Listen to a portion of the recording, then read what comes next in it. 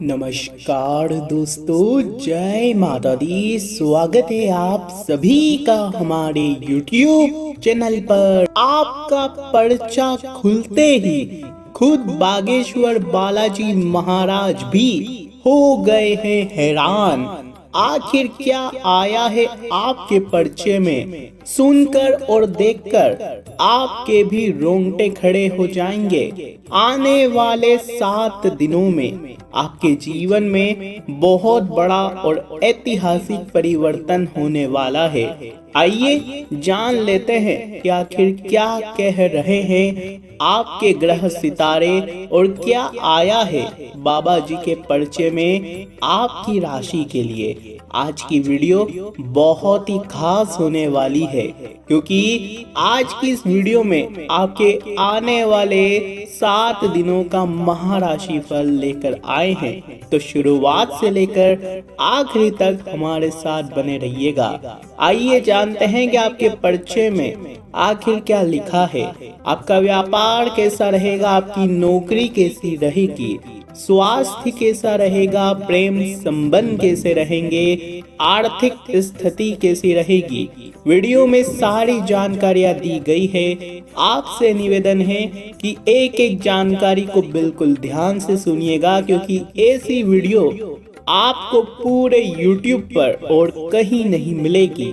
आगे बढ़ने से पहले वीडियो को लाइक अभी के अभी कर दीजिए। वीडियो को लाइक कर दीजिए और नीचे कमेंट बॉक्स में सच्चे मन सच्ची श्रद्धा से अवश्य लिखिएगा, जय बागेश्वर बालाजी महाराज। बागेश्वर बालाजी महाराज की कृपा आपके ऊपर बनी रहेगी, तो अभी के अभी अवश्य लिख दीजिएगा।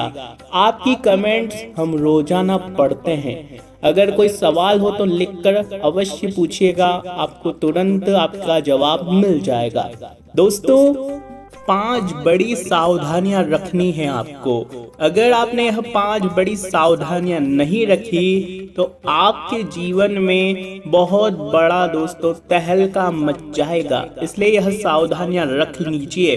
कौन सी है यह 5 सावधानियां, पहले ये बताते हैं, उसके बाद खुशियां बताएंगे। एक के बाद एक जानकारियां बताएंगे कि आखिर क्या क्या लिखा है आपके पर्चे में।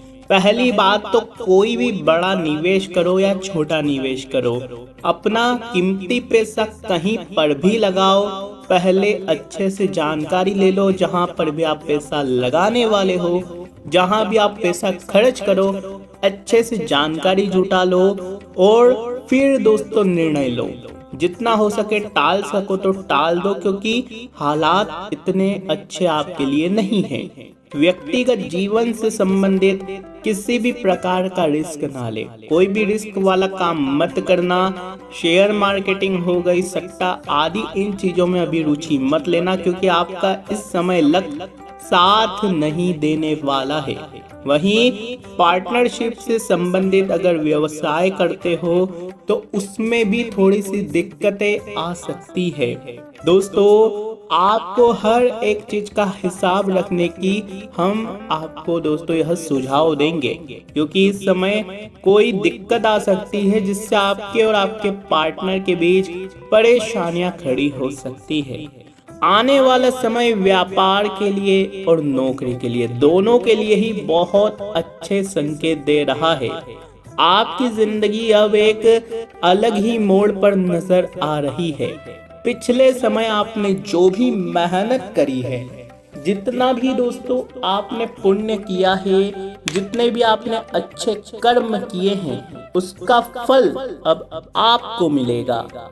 आपकी ही दोस्तों यह मेहनत का नतीजा है जो अब आने वाले समय में आपको मिलेगा। आप जितना कर्मठ बनोगे उतना ही आपका यह भविष्य सुनहरा होने वाला है। मौजूदा हालात जो भी आपके जीवन में, अभी के हालात अगर अच्छे हैं तो बढ़िया है, अगर बुरे भी हैं तो जो भी आपके हालात हैं, जैसे भी अच्छे हो या बुरे, आपको दोस्तों अपने हालातों को ध्यान में रखकर खुद को और काबिल बनाने की कोशिश करनी चाहिए। इससे समय के साथ तालमेल बैठा लेंगे आप लोग। आपकी कोई आर्थिक योजना भी फलीभूत हो सकती है। मन में आपके सुकून रहेगा और शांति रहेगी।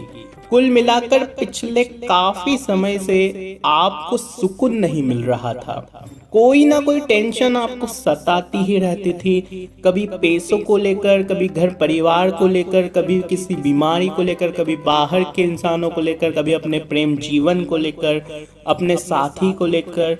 कोई ना कोई टेंशन आपको सताती रहती थी, फिर चाहे दुश्मनों का हो या कोई भी। लेकिन अब दोस्तों आपकी जो टेंशन है काफी हद तक कम होने वाली है।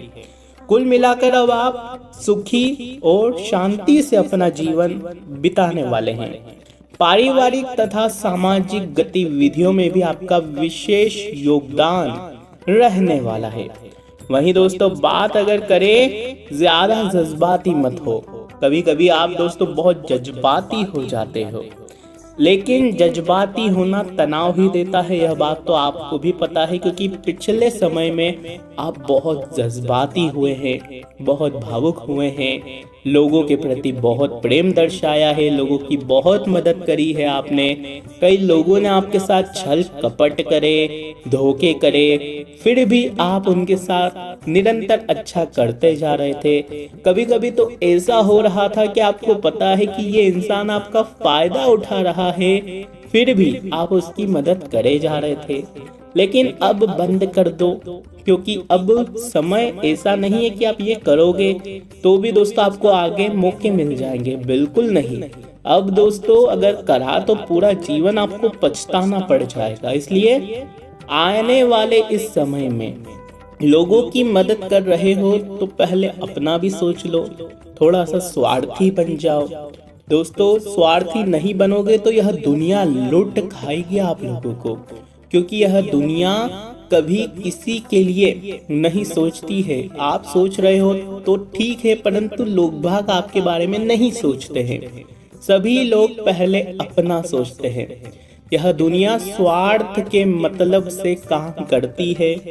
जब तक आपको दोस्तों यह समझ आएगा तब तक बहुत देर हो जाएगी, क्योंकि यह जो दुनिया है आपसे जितना मतलब है उतना आपसे निकलवा लेगी। जितना आप इनके काम आओगे उतना आपसे काम निकलवा लेगी। और जब आप कुछ काम के नहीं रहे, जब इनको पता लग गया कि आप किसी काम के नहीं हो उनके, तब वह आपको पीछे से लात मार के भनक तक नहीं पड़ने देंगे और रफू चक्कर हो जाएंगे।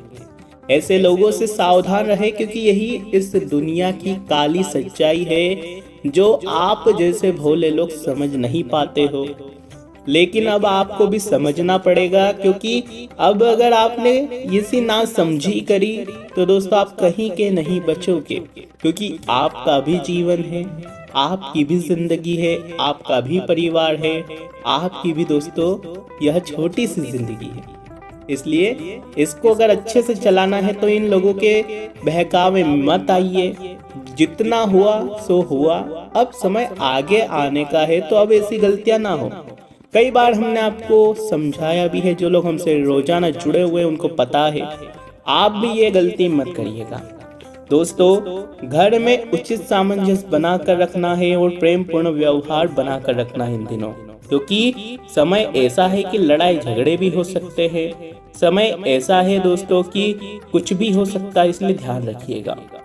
अब अगर बात करें दोस्तों, एक कुछ छोटी सी एक आपको कहानी सुनाने जा रहे हैं, बिल्कुल ध्यान से सुनिएगा। दोस्तों भगवान के पास दो शक्तियां हैं, दोनों भगवान की है। एक है माया और दूसरी है भक्ति। जब कोई भगवान के समक्ष जाता है, भगवान को प्रणाम करता है, तो वह पूछते हैं बोलो क्या चाहिए, माया चाहिए या फिर भक्ति चाहिए। भक्त पूछता है महाराज दोनों में अंतर क्या है। भगवान बोले देखो दोनों में केवल एक ही अंतर है। अगर तुम्हें नाचना हो तो माया ले जाओ, अगर तुम्हें नचाना हो तो भक्ति ले जाओ। क्योंकि जीव जिसके वश में रहे उसका नाम माया, क्योंकि जीव जिसके वश में रहे उसका नाम माया, और भगवान जिसके वश में हो जाए उसका नाम है भक्ति। भक्ति के राज्य में तो भगवान नृत्य करते हैं और भगवान के राज्य में समस्त संसार नाचता है, जबकि भक्ति के राज्य में भगवान नाचते हैं। दोस्तों, इस बात में बहुत गहराई है, बहुत गहराई है। इसलिए हमेशा भक्ति का राज्य ही अपनाएं।